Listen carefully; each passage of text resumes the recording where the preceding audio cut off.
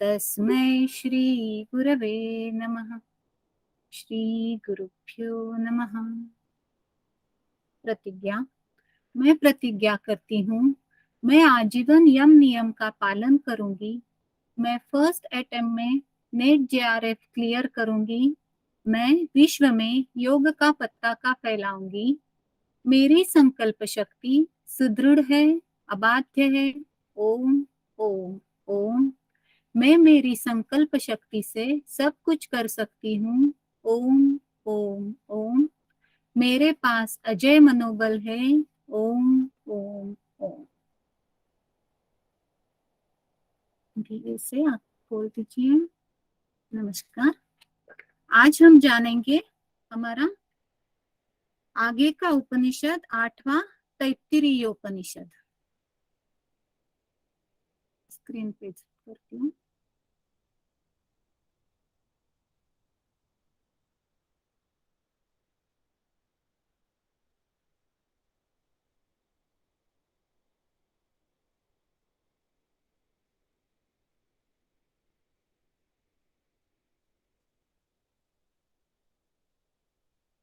हो रहा है प्रेजेंट?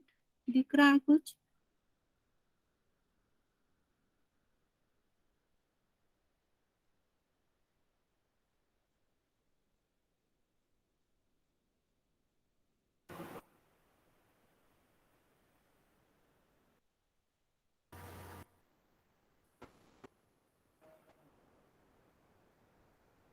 जी मैम,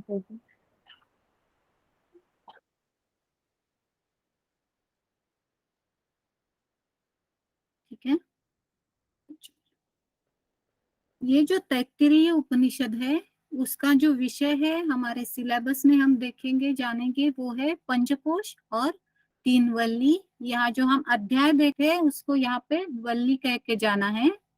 तो ये जो उपनिषद है वो कृष्ण यजुर्वेद की तैत्तिरीय शाखा से है और तैत्तिरीय अरण्यक का एक भाग है। उसके जो 10 अध्याय है उनमें से 7वां, 8वां और 9वां अध्याय जो है उसे तैत्तिरीय उपनिषद करके जाना जाता है। ये याद रखना है, हमने कल भी देखा था जो ऐतरेय उपनिषद है वो ऐतरेय के अरण्यक के चौथे, पांचवे और छठे अध्याय से लिया गया है। वैसे ही ये तैत्तिरीय जो है वो तैत्तिरीय अरण्यक के 10 अध्यायों में से जो 7वां, 8वां और 9वां है उसमें से लिया गया है। उसी को तैत्तिरीय उपनिषद कहा गया है। तो इसमें कुल मंत्र जो कहे गए हैं वो 53 है और वल्ली जो है वो 3 है। तो अध्याय 3 है जिसको यहाँ पे वल्ली कह के जाना गया है। तो ये 3 वल्ली कौन सी है वो देख लेते हैं पहले। तो पहली है शिक्षा वल्ली, ब्रह्मानंद वल्ली और भृगुवल्ली। तो हर एक में जो मंत्र है वो शिक्षा वल्ली में 25 मंत्र है और यहाँ पे अनुवाक 12 है। तो अनुवाक जैसे हमने हर अध्याय में खंड देखे थे वैसे यहाँ पे इसको अनुवाक कहा गया है। तो शिक्षावल्ली में 25 मंत्र और अनुवाक जो है वो 12 है। ब्रह्मानंद वल्ली में 13 मंत्र है और 9 अनुवाक है और भृगुवल्ली में 15 मंत्र और 19 अनुवाक है। तो हर एक में क्या क्या दिया गया है वो पहले जान लेते हैं। तो शिक्षावल्ली में हम जानेंगे 5 महासंहिता और उनका फल, फिर ओमकार व उसकी व्यावृत्तियां, हम आगे जाके ये क्या है वो देखेंगे। बाद में सदाचार, विचार व आचार की महत्ता का बोध इसमें कहा गया है। ब्रह्मानंद वल्ली में शरीर में परमात्मा का स्थान कहाँ है, कहाँ परमात्मा रहता है उसके बारे में कहा है। जो पंचकोश है उनका वर्णन दिया है और परमात्मा के आनंद स्वरूप का वर्णन किया गया है। जो भृगुवल्ली है वहां भृगु की ब्रह्म जिज्ञासा के बारे में, भृगु व उनके पिता है, उनके पिता से उन्होंने पूछा था उसके बारे में है, वो जिज्ञासावश जो पूछा है वो। फिर तत्व ज्ञान व तपश्चर्या द्वारा तत्व ज्ञान का तपश्चर्या द्वारा अनुभव बताया है और अन्न का वर्णन कहा गया है। तो यही से भी क्वेश्चन आ सकते हैं कि कौन सी वल्ली में पंचकोश का वर्णन है, कहाँ 5 महासंहिता बताई गई है, 4 व्यावृत्तियां कौन सी है। तो यहाँ से भी क्वेश्चन बन सकते हैं। तो ये चार्ट भी याद रखिए। एक एक करके आगे हम देखते हैं। तो पहली वल्ली है शिक्षावल्ली, जिसमें 12 मंत्र है, 25 मंत्र है, अनुवाक 12 है। तो इसमें पहले तो प्रार्थना की गई है, ईश्वर की, ब्रह्म का स्मरण किया है और अलग अलग देवताओं को बोला गया है कि हमारे लिए आप कल्याणकारी सुखप्रद हो। ऐसे तो ये कौन कौन सी देवता है और क्या क्या करती है वो जान लेते हैं। जो पहली मित्र देवता कही है वो दिन व प्राण का अधिष्ठाता जो है वो मित्र देवता कही गई है। रात्रि व अपान वायु का अधिष्ठाता वरुण देवता को कहा है। सूर्य मंडल व नेत्र के देवता वो आर्यमा कह के जाने गए हैं। भुजा व बल का अधिपति इंद्र, बुद्धि व वाणी का अधिपति बृहस्पति को जाना है। और विस्तृत पदन्यास अर्थात पाद विक्षेप वाला जो है वो विष्णु है। तो ये जो सब देवता है उनकी प्रार्थना की गई है कि ये सब हमारे लिए कल्याणकारी हो, सुखप्रद, शांतिप्रद या सुखकारक हो। ऐसे इनकी पहले प्रार्थना की गई है।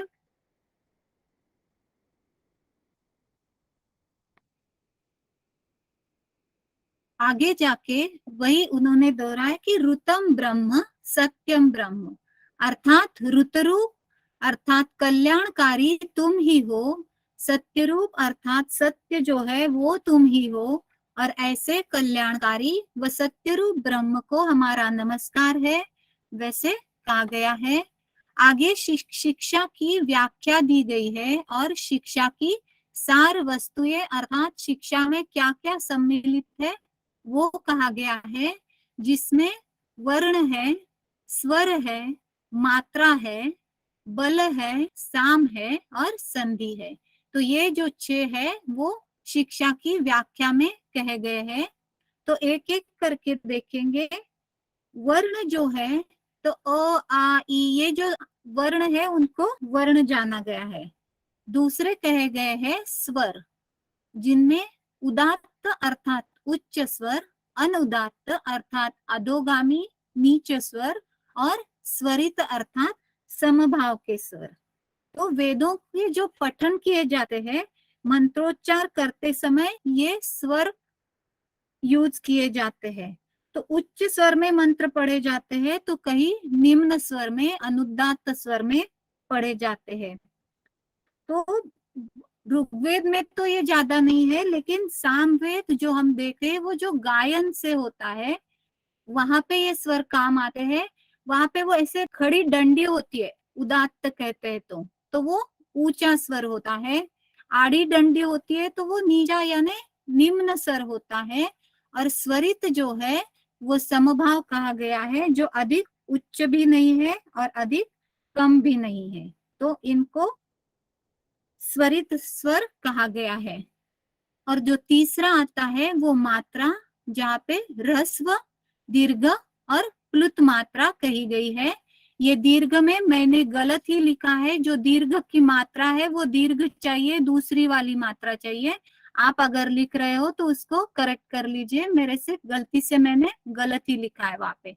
तो ये जो ह्रस्व मात्रा है तो वो जो हम बोलते हैं तो उसे बोलने में कम वक्त लगता है। जो दीर्घ मात्रा बोलते हैं, अगर दीर्घ का ही जो अगर लिया जाए वो सही लिखूं मैं तो वो दीर्घ, तो उसको थोड़ा लंबा जाता है वो बोलते वक्त, उसे दीर्घ कहते हैं। और जो प्लुत मात्रा जिसे कहते हैं तो वो दीर्घ से भी जिसे बोलने में ज्यादा वक्त लगता है वो प्लुत मात्रा होती है। जैसे हम ओम कहते हैं तो वो जब हम ऐसे लंबा खींचे वो प्लुत मात्रा में जाता है। तो वैसे ये 3 मात्रा है, ह्रस्व, दीर्घ और प्लुत मात्रा। चौथा है बल, जो वर्णोच्चारण में लगने वाली प्राण शक्ति जो होती है उसको बल जाना गया है।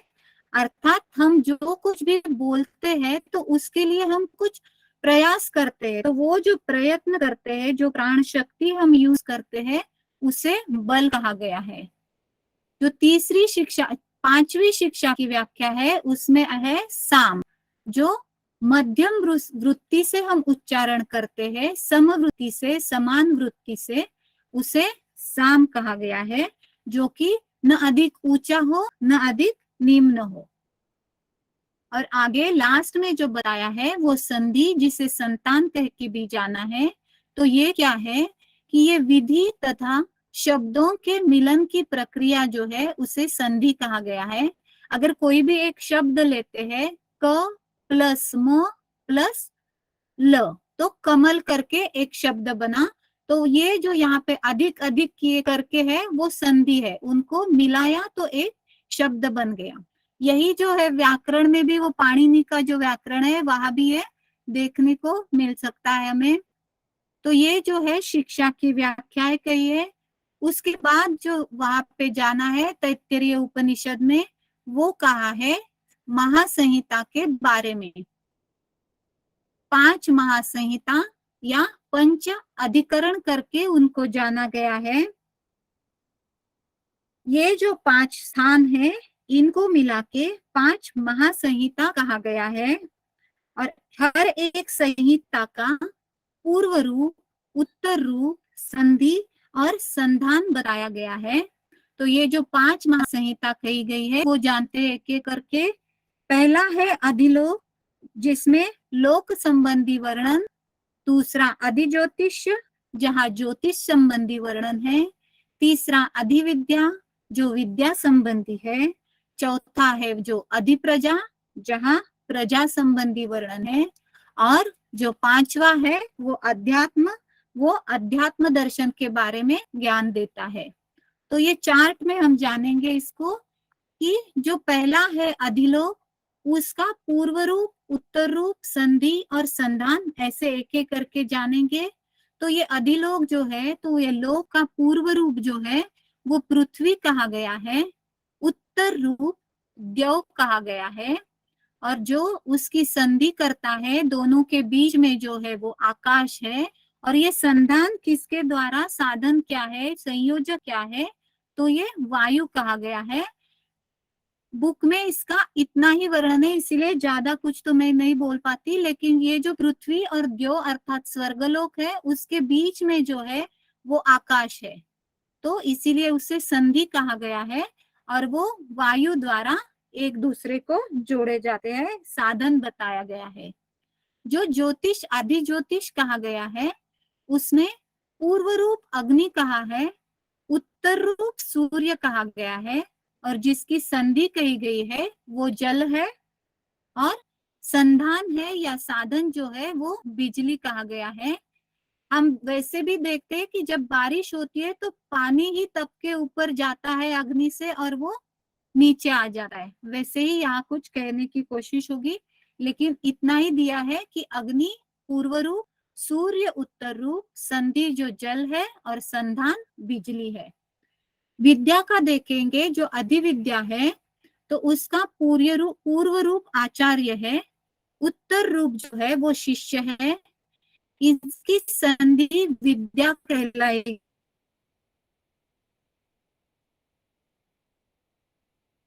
गई है, क्योंकि विद्या का पूर्व रूप आचार्य, उत्तर रूप शिष्य, और इस साधन कहा गया है। आगे प्रजा के बारे में दिया है वर्णन।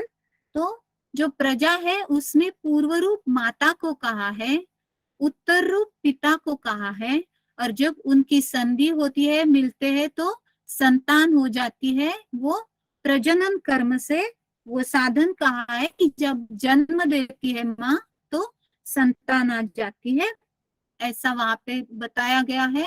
और जो अध्यात्म विद्या है, अध्यात्म के बारे में बताया है, उसमें जो पूर्व रूप कहा है वो अधराहनु, उत्तर रूप उत्तराहनु, संधि अर्थात वाक, और संधान जिह्वा कही गई है। तो इनका तात्पर्य यहाँ पे ये है कि अधरा मतलब नीचे की, जो नीचे का होठ और ये थोड़ी जो है, अर्थात अब हमारी चिन जो है, नीचे का होठ और चिन, और उत्तराहनु अर्थात ऊपर का हमारा ओठ और नासिका के बीच में। तो ये दोनों मिला के जिह्वा की मदद से वाणी उत्पन्न होती है। तो उसी को उन्होंने पूर्व रूप, उत्तर रूप, संधि और संधान कहा गया है कि जिह्वा ये संधान या साधन कहा गया है। उसकी मदद से उत्तरा अर्थात ये नीचे का होठ और ऊपर का होठ मिला के जिह्वा की मदद से शब्द बाहर आते हैं, वाणी निकलती है, वो संधि है, ऐसे कहा गया है। तो ये जो 5 महासंहिता कही गई है, तो इनको जो जानता है उसके बारे में क्या कहा गया है वो देखते हैं।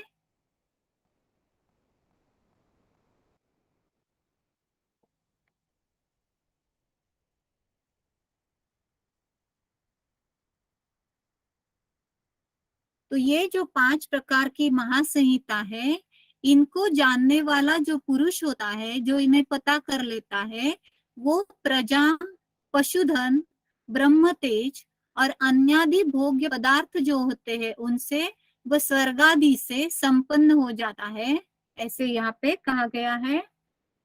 फिर आगे 4 व्याहृतियां के बारे में कहा गया है।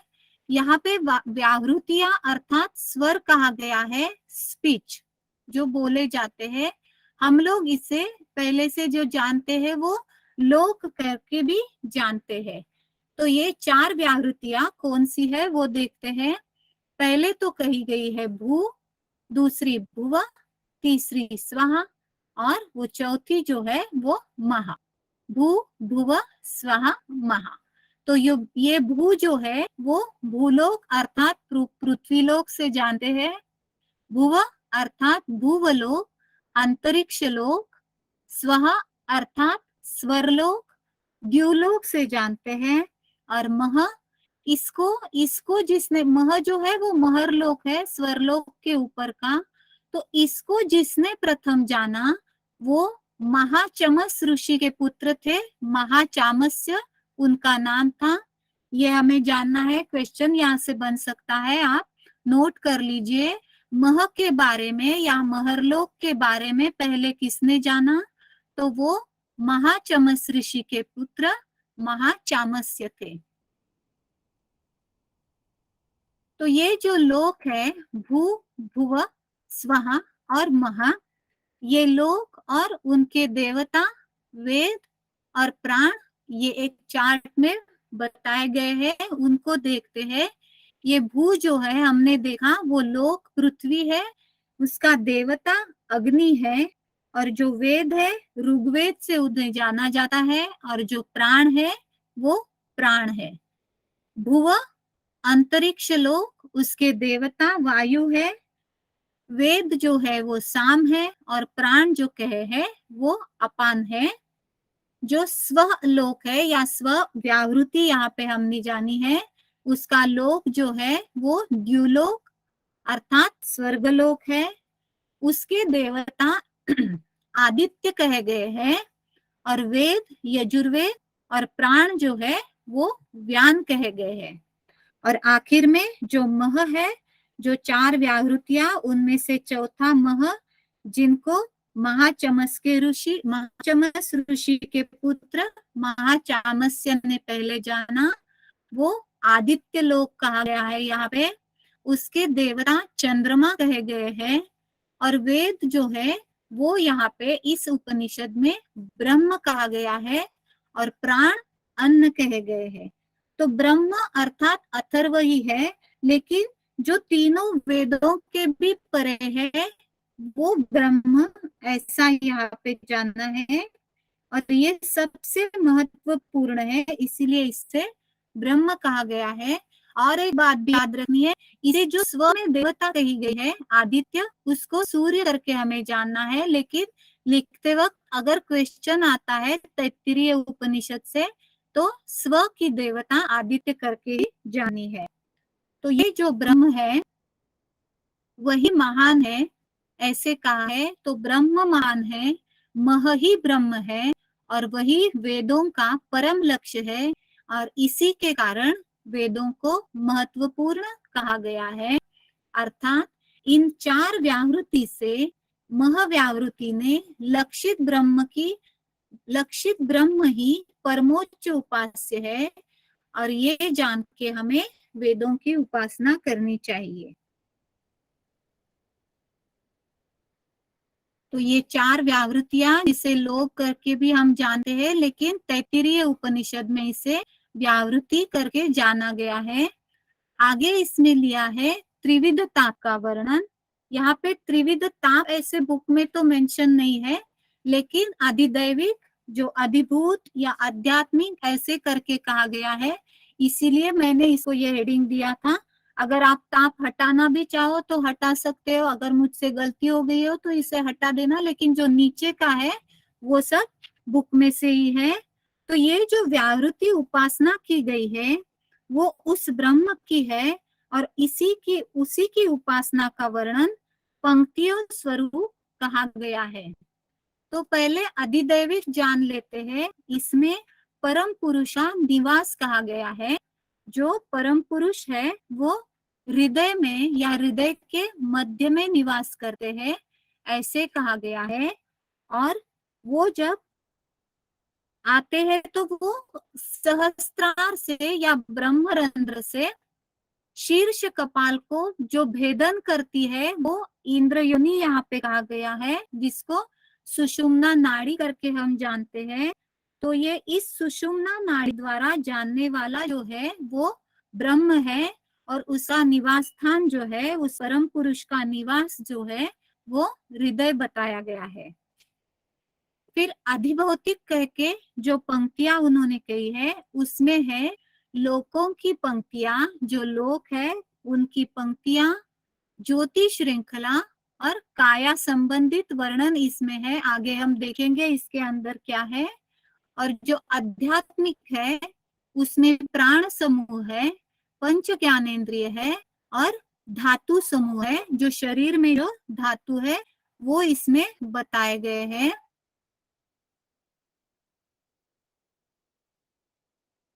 तो ये जो लोकों की पंक्तियां कही गई है अधिभौतिक में, उसमें क्या क्या है? तो उसमें पृथ्वी, अंतरिक्ष, द्युलोक अर्थात स्वरलोक, स्वर्गलोक, दिशाएं है और अवांतर दिशाएं है।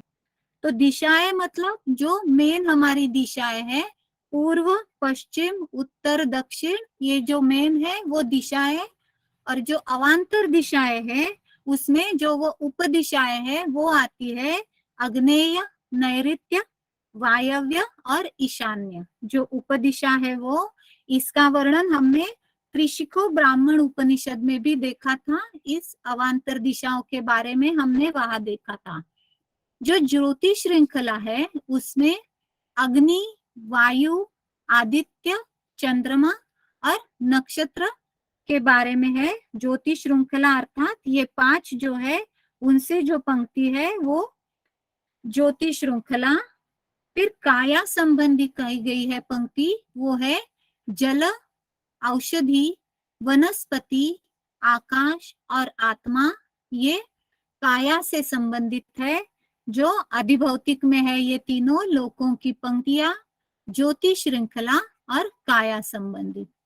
आगे की 3 जो है प्राण समूह, पंच ज्ञानेन्द्रिय और धातु समूह, वो आध्यात्मिक में कहे गए हैं। जो प्राण समूह है उसमें प्राण, व्यान, अपान, उदान और समान, जो हम पंच प्राण जानते हैं वो प्राण समूह में है। पंच ज्ञानेन्द्रिय यहाँ पे चक्षु, श्रोत्र,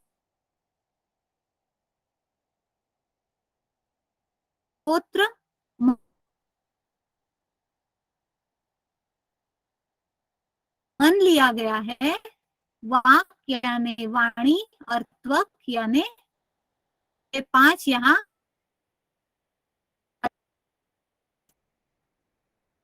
तो यहाँ पे ये जानना है कि ये जो आध्यात्मिक चीजें कही गई है इनके ही सहायता से साधक अधिभौतिक जो चीजें हैं उनकी पूर्णता कर लेता है। हम वैसे भी अगर देखते हैं तो वही दिया है, पंच ज्ञानेन्द्रिय जो दिए है, चक्षु, श्रोत्र, वही वो ज्योति श्रृंखला में अग्नि, वायु हम जो देखते हैं उनसे रिलेट किया गया है इनको। तो अर्थात ये जानना है कि भौतिक दृष्टि या आध्यात्मिक दृष्टि दोनों ही उस ब्रह्म को जानने के लिए कम पड़ती है, तो इन दोनों को संयुक्त किया जा सकता है और इस प्रकार से सबको उस तत्व को जान लिया जा सकता है, और उसको जो जान लेता है उसी को वही प्रजापति स्वरूप हो जाता है, ऐसा कहने का तात्पर्य है।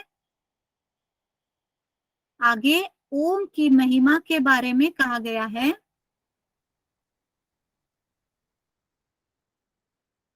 यहाँ बताया है कि ओम ही ब्रह्म है। पहले भी हमने कुदो उपनिषद में ये जाना था कि ओम ही ब्रह्म है, जो प्रत्यक्ष जगत है, जगत का प्रारंभ है, समागान है, वो सब ब्रह्म ही है।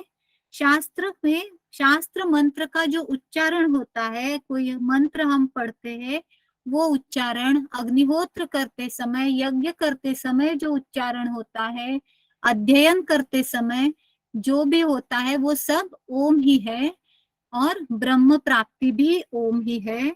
तो जो भी कुछ है वह ओम है, ईश्वर का वाचक भी ओम है और ओम ही ब्रह्म है, ऐसे कहा है।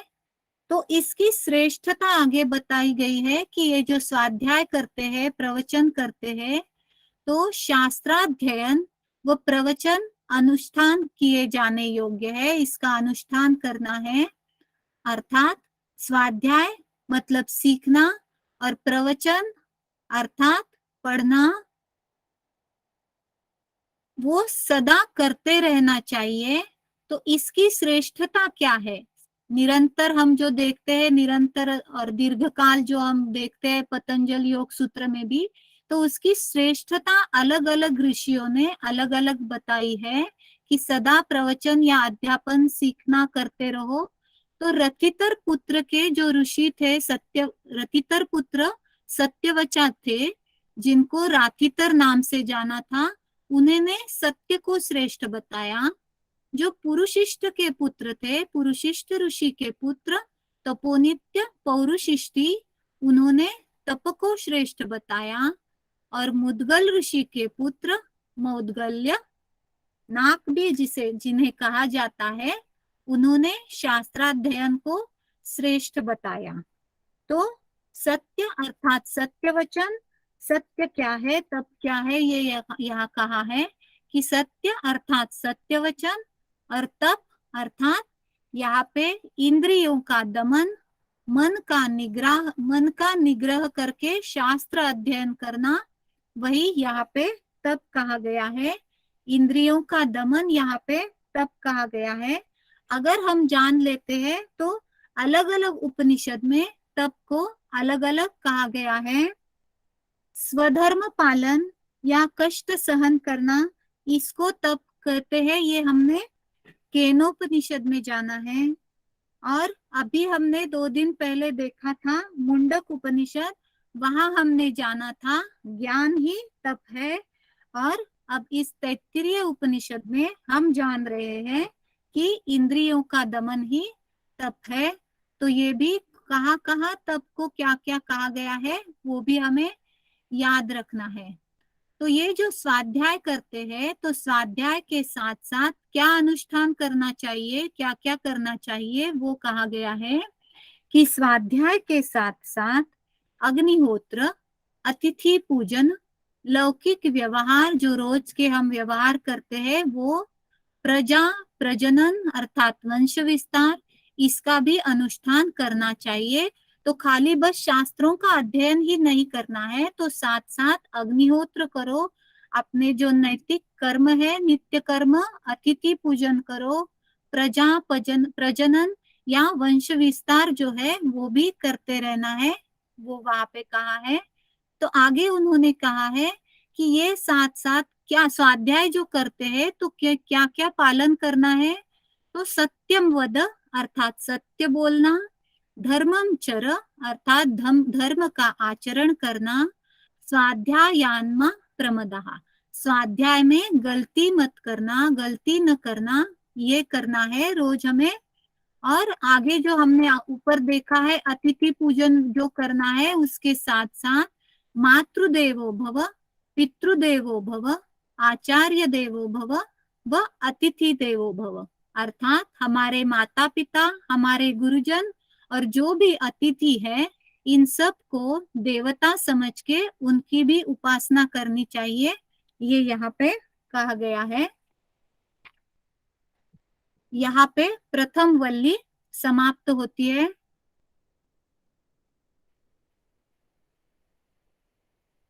फिर दूसरी वल्ली जो है वो है ब्रह्मानंद वल्ली। इसमें कुल 13 मंत्र है और 9 अनुवाक कहे गए हैं। तो यहाँ कहा गया है सत्यम ज्ञान मननंत ब्रह्म, अर्थात ब्रह्म ही सत्य है, ज्ञान स्वरूप है और अनंत है, उसकी कोई मर्यादा नहीं है। और इस परब्रह्म का निवास कहा गया है गुहम, अर्थात हृदय गुहा। तो यहाँ भी उत्पत्ति का क्रम बताया गया है। जैसे ब्रह्म से आकाश, आकाश से वायु, वायु से अग्नि, अग्नि से जल, जल से पृथ्वी, फिर औषधियां, उनसे अन्न और अंत में पुरुष अर्थात मनुष्य शरीर की उत्पत्ति।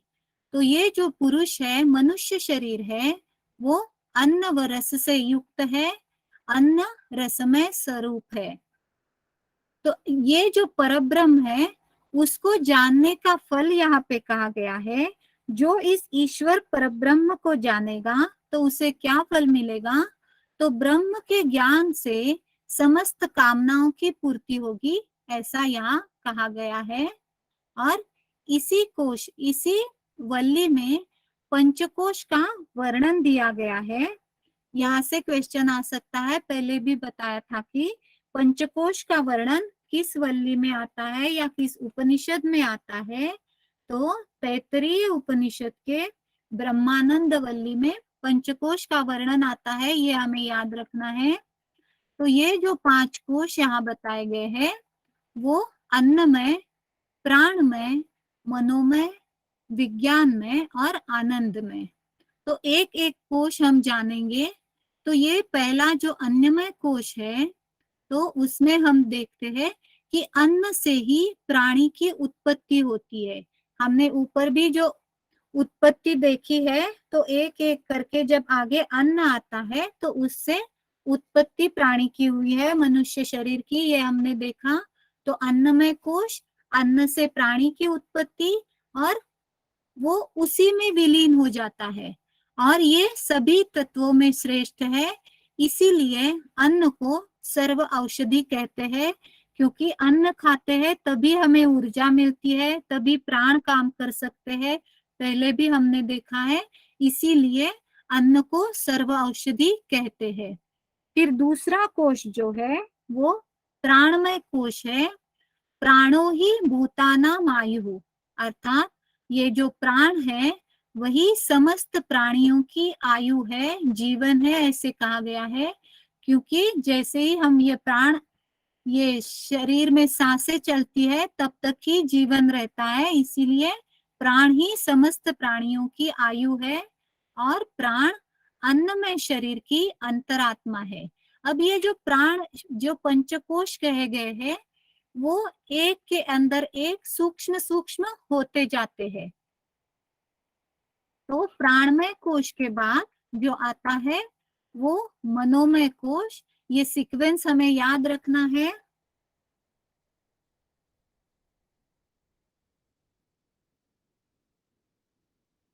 ये जो मनोमय कोश है वो प्राणमय शरीर की आत्मा है और प्राणमय शरीर में व्याप्त होने से मनोमय शरीर भी पुरुष के शरीर के ही आकार का है। तो एक बड़ा सा शरीर अगर लेते हैं हम, स्टिलोइड जिसे बोलते हैं, या बाह्य आकृति बड़ी वाली जो सबसे बाहर होती है वो अन्नमय, और फिर उसके अंदर कहा है जो प्राणमय शरीर में व्याप्त हो, उसके अन्नमय के अंदर जो प्राणमय और प्राणमय शरीर में व्याप्त होने से जो है वो मनोमय शरीर है। तो उसको भी आकार दिखता है तो वो पुरुष के ही शरीर के आकार का दिखता है। लेकिन ये जो मनोमय शरीर है वो प्राणमय शरीर से सूक्ष्म है और इसमें विज्ञान का बोध होता है। उसके बाद आता है विज्ञानमय कोश, जो मनोमय शरीर से भिन्न है, वो आत्मा विज्ञानमय है और ये भी पुरुष की आकृति में समाविष्ट है, समाहित है उसके अंदर, और वो मनोमय से भी सूक्ष्म है, मनोमय में व्याप्त है लेकिन उससे भी सूक्ष्म है। और जो पांचवा कोश है वो आनंदमय कोश, वो विज्ञानमय से भिन्न है और उससे सबसे श्रेष्ठ आनंदमय आत्मा है। और ये जो विज्ञानमय के अंतर्गत पूर्णता व्याप्त है वो आनंदमय कोश है, वो भी शरीर आकृति का है लेकिन सबसे सूक्ष्म है। ये सब एक के अंदर एक करके है और इनका मूल जो है वो आत्मा है। तो ये जो 5 कोश है, इनको यहाँ पे एक पक्षी की तुलना करके बताया गया है कि इन कोशों की तुलना पक्षी और उसके शरीर से की गई है। हमने और एक उपनिषद में भी ऐसे देखा था, किस पक्षी की तुलना किसी से की गई थी, ओमकार से की गई थी। वो कौन सा उपनिषद है, किसी को पता है? नाद बिंदु उपनिषद। बिल्कुल बिल्कुल। तो उसमें हंस पक्षी था, वो हंस की तुलना ओमकार से उसकी 3 मात्राओं से की गई थी और अर्ध मात्रा से। वैसे यहाँ पंचकोश की जो तुलना है वो एक पक्षी के आकार से की गई है। तो जो अन्नमय शरीर पंचकोश यहाँ पे है, उसमें जो अन्नमय कोश बताया गया है वो पक्षी का जो शरीर है, सिर है, उसे रस, जो दाया पंख कहा गया है अर्थात राइट साइड का, दाई साइड पंख अर्थात साइड कही गई यहाँ पे, वो एक बाहु है। दूसरा पंख है जो बाया पंख, वो दूसरी बाहु कही गई है। जो मध्य भाग है पक्षी का वो आत्मा कहा गया है। जो पुच्छ है वो शरीर, और इसका फल जो कहा गया है वो संपूर्ण अन्न की प्राप्ति कहा गया है। फिर जो आता है दूसरा प्राणमय कोश, उसमें पक्षी के सिर की तुलना प्राण से की गई है। फिर जो दाया पंख है वो व्यान, बाया पंख है वो अपान, और मध्य भाग आकाश को कहा है, और पुच्छ जो है टल वो पृथ्वी कही गई है, और इसका फल जो है वो दीर्घ आयु कहा गया है। आगे जो मनोमय कोश है उसमें सिर जो है वो यजु को कहा गया है अर्थात यजुर्वेद, दाया पंख जो है राइट साइड वो ऋग्वेद अर्थात रुचा, जो बाया पंख है लेफ्ट साइड वो है सामवेद, और जो मध्य भाग है उसे आदेश अर्थात वाक्य कह के जाना है, और पुच्छ जो है वो अथर्व व अंगिरा के मंत्र कह के जाना गया है। और इससे ज्ञान का बोध होता है, अर्थात जब हम वेदों का ज्ञान लेते हैं तो ज्ञान का बोध होता है मनोमय कोश से। और जो विज्ञानमय कोश है उसमें सिर जो है श्रद्धा कहा गया है, दाया पंख ऋतम, बाया पंख सत्य, मध्य भाग है जो योग कहा गया है, और पुच्छ वो मह कहा गया है। और इसका फल जो है वो पापों से मुक्ति और कामना पूर्ति, वो कट गया है आप ठीक से लिख लीजिएगा प्लीज, वो कामना पूर्ति और पापों से मुक्ति हो जाती है। फिर जो आता है वो आनंदमय कोश, जिसमें सिर जो है वो प्रेम है, राइट जो पंख है राइट साइड है दाया पंख वो मोद कहा गया है, मोद अर्थात आनंद ही होता है, बाया पंख प्रमोद, और जो मध्य भाग है वो आनंद कह के बताया है, और जो पुच्छ है वो ब्रह्म। और जब हम इस तक यहाँ इस आनंदमय कोश में पहुंच जाते हैं तो फल मिलता है, हम ब्रह्म में विलीन हो जाते हैं।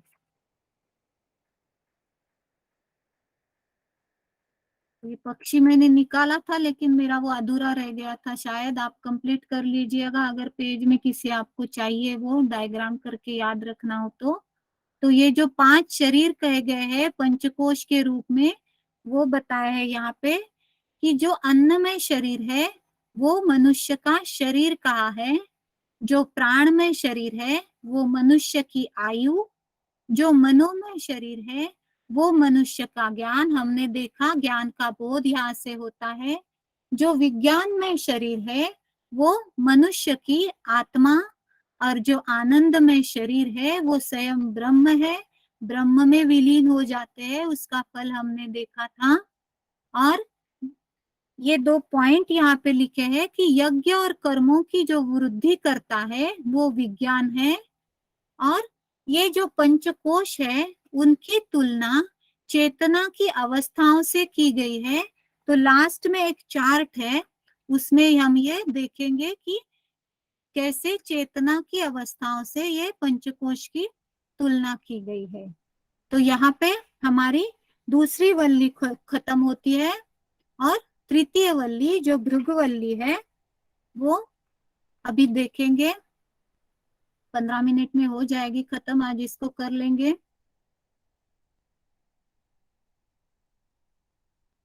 तो तीसरी वल्ली जो है भृगुवल्ली, तो भृगुवारिणी जो है उन्होंने अपने पिता जो है देव वरुण, उनसे इच्छा प्रकट की कि मुझे परमात्मा को जानना है और प्राप्त करना है।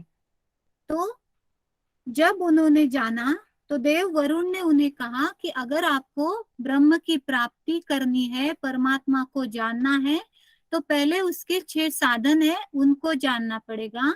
तो ये 6 साधन कहे गए हैं, अन्न, प्राण, चक्षु, श्रोत्र, मन और वाणी।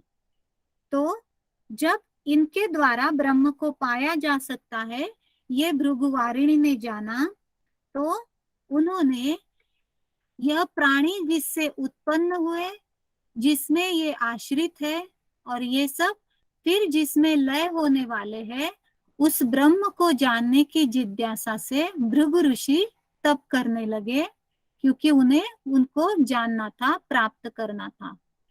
तो तप के बाद की महिमा यहाँ जानी है कि उन्होंने क्या जाना तप करने के बाद, तपो ब्रह्मोति, तपो ब्रह्मेति, तो तप ही ब्रह्म है, ये भृगुवारिणी ने जाना। अब देखो, हमने पहले देखो ये जाना था कि ज्ञान ही तप है, इंद्रिय दमन ही तप है, स्वधर्म पालन ही तप है, हर एक उपनिषद में अलग अलग जाना। तो यहाँ भृगुवल्ली में हमने जाना कि तप ही ब्रह्म है। तो जब वो तप करते हैं तो पहले वो अन्न का तप करते हैं, अन्न को जानने की कोशिश करते हैं। तो जब वो तप करते हैं तो वो जानते हैं कि अन्न ब्रह्मेति व्यजनात्, अर्थात अन्न ही ब्रह्म है, क्योंकि सब प्राणी मात्र उसी अन्न से उत्पन्न है, इसीलिए अन्न ही ब्रह्म है। फिर उसके बाद वो जानते हैं आगे तप में, प्राणो ब्रह्मेति व्यजनात्, अर्थात प्राण ही ब्रह्म है, क्योंकि प्राण से ही प्राणी मात्र जीवित रहते हैं, तो प्राण ही ब्रह्म है। फिर वो तप करते हैं और जानते हैं मनो ब्रह्मेति व्यजनात्, अर्थात मन ही ब्रह्म है, उससे ही जन्म जीवन मृत्यु है। फिर वो जानते हैं विज्ञानम ब्रह्मेति व्यजनात्, अर्थात विज्ञान ही ब्रह्म है, विज्ञान से ही उत्पत्ति होती है। फिर आनंदो ब्रह्मोति व्यजनात्, अर्थात आनंद ही ब्रह्म है, क्योंकि सब प्राणी मात्र जो है वो आनंद से ही उत्पन्न होते हैं। ऐसे वो तप के माध्यम से जानते हैं, और जो ब्रह्म के आनंद स्वरूप को जानता है वह प्रचुर अन्न, पाचन शक्ति, प्रजा, पशु, ब्रह्म वर्चस्व तथा महान कीर्ति से संपन्न होकर महान हो जाता है, अर्थात वो ये सब पा लेता है। प्रचुर अर्थात अच्छी मात्रा में वो अन्न पा लेता है, उसकी पाचन शक्ति अच्छी होती है, प्रजा अर्थात जो प्रजा उत्पन्न होती है वो, पशु ब्रह्म वर्चस्व और उसकी कीर्ति भी महान हो जाती है। ये सब कैसे होता है? तो वो जो ब्रह्म के आनंद स्वरूप को जानता है तब। आगे अन्न का महत्व कहा गया है, जो यहाँ पे लिखा नहीं है, मैंने बुक में पढ़ा है कि अन्न की निंदा नहीं करनी है, वैसे कहा गया है। और प्राण भी अन्न है, ये शरीर जो है वो प्राण रूपी, शरीर प्राण रूपी अन्न भी सेवन करता है, उसी से हमें बल मिलता है, शक्ति मिलती है, शरीर पुष्ट होता है। तो ऐसे अन्न की निंदा नहीं करनी है, ऐसे कहा गया है।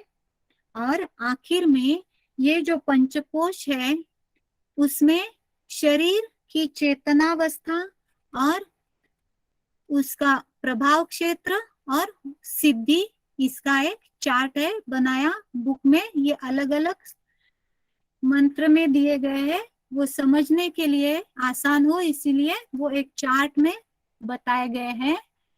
तो ये जो पहला अन्नमय कोश है उसका जो शरीर कहा गया है वो स्थूल है, और चेतना की अवस्था है जो हमने इससे पहले देखी थी। कौन से उपनिषद में देखी थी ये अवस्थाएं हमने? किसी को याद है? पाद करके जाना था हमने, 4 पाद। मांडुक्य उपनिषद में था कि मैं सही है क्या? मांडुक्य में बिल्कुल सही। जी मांडुक्य। जी, 4 पाद करके हमने जाना था। तो ये जो चेतना की अवस्था अन्नमय में है वो वैश्वानर, और इसका प्रभाव क्षेत्र जो है तो शारीरिक स्वरूप है, जो शरीर हमारा है वो प्रभाव क्षेत्र है। और इसकी सिद्धि क्या है? तो ये जो स्थूल शरीर है वो व्याधि से दूर रहता है, आरोग्यपूर्ण रहता है, वो इसकी सिद्धि कही गई है। जो दूसरा कोश है प्राणमय कोश, उसका शरीर सूक्ष्म कहा गया है और चेतना की अवस्था तेजस है। और जो हमारे पंचप्राण और कर्मेंद्रिय है वो इनका प्रभाव क्षेत्र है। और जो सिद्धि मिलती है वो आदि व्याधि, आरोग्य संपन्न होते हैं, आदि व्याधि से दूर। आदि व्याधि कहीं पढ़े हैं आपने? पहले नहीं पढ़े तो अब बाद में योग वशिष्ठ में पढ़े हैं ना? ओके ओके, आप बता सकते हो आदि और व्याधि क्या है? आदि शारीरिक, व्याधि शारीरिक रोग है, आदि मानसिक रोग है। बिल्कुल बिल्कुल, इसीलिए ऊपर जो व्याधि लिखा है वो शरीर से संबंधित, इसीलिए व्याधि ऊपर है। और जो प्राण में है वो सूक्ष्म है, पंच प्राण कर्मेंद्रिय से रिलेटेड है, तो वो आदि व्याधि से दूर करके आरोग्य देता है। तीसरा कोश जो है मनोमय कोश, उसका शरीर भी सूक्ष्म है, चेतना की अवस्था तेजस है, और जो प्रभाव क्षेत्र है वो मन एवं ज्ञानेंद्रिय है, और इससे मानसिक शक्ति बढ़ती है, तेजस्विता प्राप्त होती है। जो चौथा कोश है वो मनोमय विज्ञानमय कोश है, जो सूक्ष्म शरीर में ही आता है, चेतना की अवस्था वहां तेजस है, और जो प्रभाव क्षेत्र है वो बुद्धि और अहंकार है। और सिद्धि जो है हमारी श्रद्धा या भावना जो है, और भावना वो इससे सिद्धि कही गई है। और जो पांचवा कोश है आनंद में, वो कारण शरीर कहा गया है, चेतना की अवस्था प्राज्ञ, जो प्रभाव क्षेत्र है वो चित्त कहा गया है। और जो आत्मानंद प्राप्ति होती है इसकी सिद्धि बताई गई है। तो इस आनंदमय कोश में आत्मानंद की प्राप्ति होती है। और इससे भी आगे हम जाते हैं तो हमें शुद्ध आत्मा का साक्षात्कार होता है, जो ज्ञान प्रकाश रूपी है। शरीर उसका कहा गया है ज्ञान प्रकाश रूपी। जो आत्म ज्योति है, चेतना की अवस्था, वो शिवोद्वैत है, शिव अद्वैत उसका प्रभाव क्षेत्र। और सिद्धि अर्थात ब्रह्म साक्षात्कार, अर्थात आनंदमय से परे भी जो हमें शुद्ध आत्मा का साक्षात्कार होता है वो ब्रह्म साक्षात्कार है। यहाँ पे हमारा तैत्तिरीय उपनिषद आज खत्म होता है। किसी को कुछ डाउट है? अभी भी 7 मिनट है हमारे पास, डाउट क्लियर करेंगे फिर क्वेश्चन देखेंगे। अच्छा, और एक बात मुझे बतानी है, किसी को कोई क्वेश्चन डाउट नहीं है तो संडे को हम पहले 6 जो उपनिषद हुए हैं उसका टेस्ट रखने वाले हैं। हाँ, तो आप अच्छे से पढ़ाई करके आओ। कल तो हमारा आगे का उपनिषद होगा ही, वो तो कल हम 1 घंटा देखेंगे। दोपहर को जो मीनाक्षी मैम की क्लास है वो तो कल के 2 घंटे जाएंगे, लेकिन बाकी जो है आप पढ़ाई करो अच्छे से। और संडे को पहले जो 6 उपनिषद है उनकी एग्जाम होने वाली है। हाँ, अभी इसके क्वेश्चन आंसर करते हैं। तो ये जो तैत्तिरीय उपनिषद है वो कौन से वेद से है?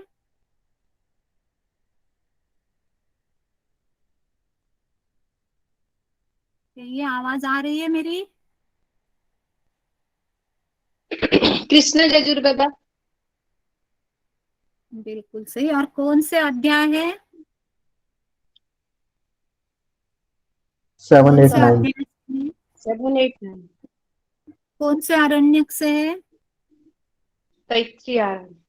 तैत्तिरीय आरण्यक। ये याद रखना क्योंकि आयतरेय में भी ऐसे ही 4, 5, 6 से लिए गए हैं, तो हम कभी कभी वही याद रखते हैं।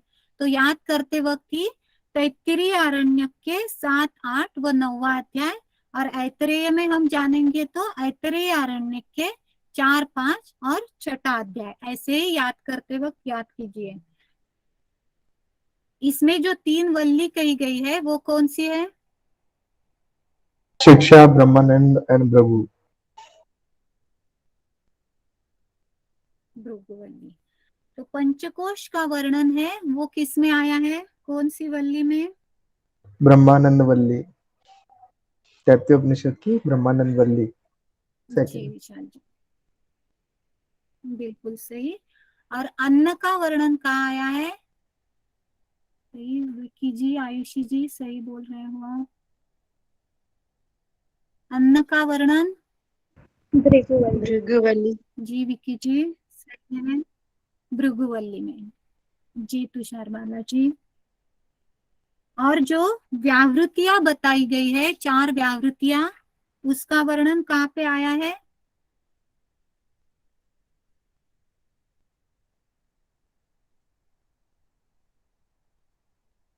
शिक्षावल्ली। जी सोनिया जी, वो कौन सी? जी जी, कृष्णा जी सही है। और वो कौन सी 4 व्यावृत्तियां है, कोई बता सकता है अनम्यूट करके?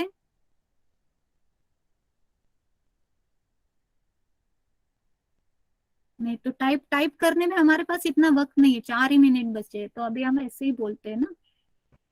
कौन सी 4 भुवः व्यावृत्तियां? स्वः जी महः। रितु जी बताइए। भुवः बिल्कुल स्वः सही। महः। जी जी। और यहाँ पे तप को कैसे जाना है, तप क्या है करके जाना है?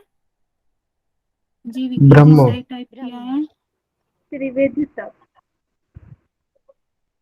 ये त्रिविध मैंने में तप। तप है, और ताप है। एक देखा था, सॉरी ताप। तप तप पूछ रही हूँ मैं। तप ब्रह्म ना, नहीं, ये यहाँ पे ब्रह्म। हमने देखा 3 ऋषि बताते हैं श्रेष्ठ, वहां पे तप उन्होंने इंद्रियों के दमन को तप कहा गया है। इस और जो आगे जो है, मैंने पूरा क्वेश्चन नहीं पूछा, आधा ही पूछा कि जो पहली शिक्षावल्ली है उसमें तप को इंद्रियों के दमन से कह के जाना है, और आगे जो है वो ब्रह्मानंद में तप को ब्रह्म के, भृगुवल्ली में तप को ब्रह्म कह के जाना है। माफ कीजिए। जो पंचकोश का वर्णन है, जो 5 कोश है, वो कौन बता सकता है?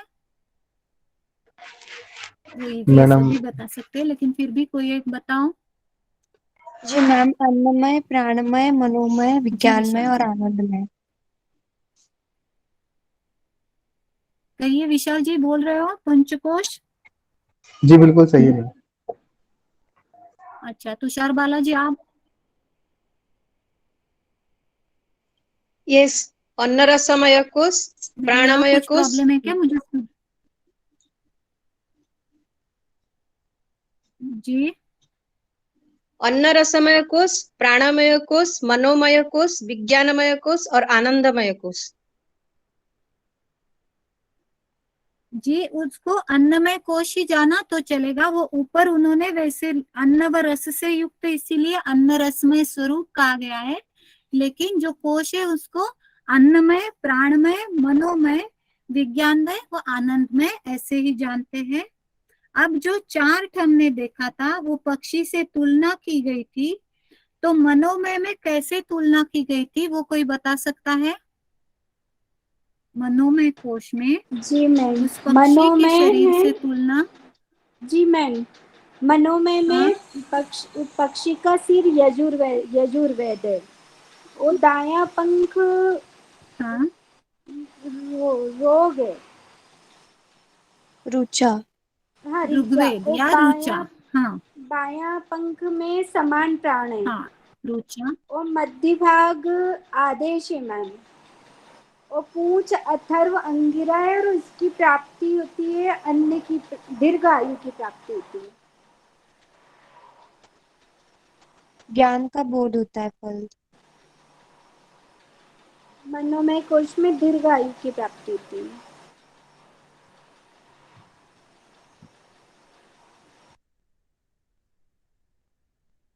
मेरी आवाज आ रही है? शायद वहां पे कनेक्शन कुछ प्रॉब्लम है। मैम आ अभी रही आ है, रही है आपकी आ आवाज। रही है। आवाज आ रही है शायद वहां पे। ओके ओके, तो कृष्णा जी आपने करेक्ट कर लिया। अरे कृष्णा जी, आप मनोमय का फल बोल दीजिए एक बार। जी मैम, मनोमय का फल दीर्घ आयु है ना मैम। अन्नमय का तो संपूर्ण अन्न की नहीं, प्राप्ति है। कौन करेक्ट करेगा इन्हें? जी मैम, ज्ञान का बोध। हाँ, सोनिया जी हाँ जी बोल रहे मैम, हैं। ज्ञान का सोनिया जी बोध। एक बार सबका फल बता दीजिए। जी मैम, अन्नमय सोनिया जी का एक बार फल है फल बता दीजिए संपूर्ण सबका। हाँ, अन्न की प्राप्ति। प्राणमय का है दीर्घ आयु। मनोमय का है ज्ञान का बोध। विज्ञानमय का पापों से मुक्ति और कामना पूर्ति। और एक कौन सा बचा अभी? आनंदमय। आनंदमय का आनंदमय, ब्रह्मा मेरे में याद विलीन। नहीं आ रहा है। हाँ, ब्रह्मा में भी। जी जी, बिल्कुल सही। अब उसकी सिद्धि कौन मुझे बता सकता है? जो लास्ट क्वेश्चन है हमारा, लास्ट चार्ट हमने देखा था, कोश, शरीर, चेतना की अवस्था और सिद्धि देखी थी हमने। तो कोश और इसकी सिद्धियां कोई बता दे। मैं अन्नमय कोश के अंदर आरोग्य की सिद्धि थी, हाँ और प्राणमय कोश के अंदर आदि और व्याधि की सिद्धि थी। मुझे हाँ। दो याद है मैडम, आगे के याद है। अच्छा, आगे का कोई बता सकता है? मनोमय, विज्ञानमय। जी मैम, मनोमय में मानसिक शक्ति बढ़ती है और तेजस्विता के बारे में बोला है। विज्ञानमय में श्रद्धा और भावना। और आनंदमय में आत्मानंद की प्राप्ति। और उससे परे क्या होता है आगे जाके आनंदमय की प्राप्ति के बाद? इसके बाद ब्रह्म साक्षात्कार। जी, बिल्कुल सही। तो ये तैत्तिरीय उपनिषद हमारा खत्म हुआ आज। कल हम देखेंगे आगे का छांदोग्य। लेकिन याद रखिए संडे को हमारी एग्जाम है। पहले जो 6 उपनिषद है उन पे टाइम आपको बता दिया जाएगा। दोपहर का ही होगा, 3 साढ़े 3 जो कुछ भी है। लेकिन आप पढ़ाई करके आओ अच्छे से। चलो शांति पाठ कर लेते हैं। एक बार ओम का उच्चारण करेंगे। मीनाक्षी जी को भी क्लास लेनी है आगे। आंखें बंद।